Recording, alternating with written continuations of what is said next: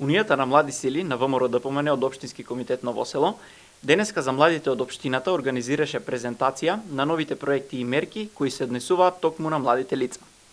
Наш гостин, а воедно и презентер, беше представникот од извршен комитет на УМС на ВМРО ДПМН Трајче Ивановски, кој на присутните им ги објасни постапките и условите за аплицирање и искористување на новите мерки и проекти. Унијата на млади сили на ВМРО ДПМН од Општинскиот комитет Ново село ќе продолжи со отвореноста кон граѓаните и пред се кон младите луѓе и ќе се заложи за секоја новина која ќе значи бенефит за младиот човек да биде пренесена како информација со што би се зголемило искористувањето на мерките и уживањето на бенефитите од новите поволности. Имаме прилика да ги промовираме мерките за млади, кои што ги најави председателот на ВМРО ДПМН, господинот Никола Груевски. Овие мерки за голема мера ќе го зголемат квалитетот на живот на сите млади лица во Република Македонија, вклучувајќи повеќе категории, студенти, средношколци и повозрасни млади луѓе.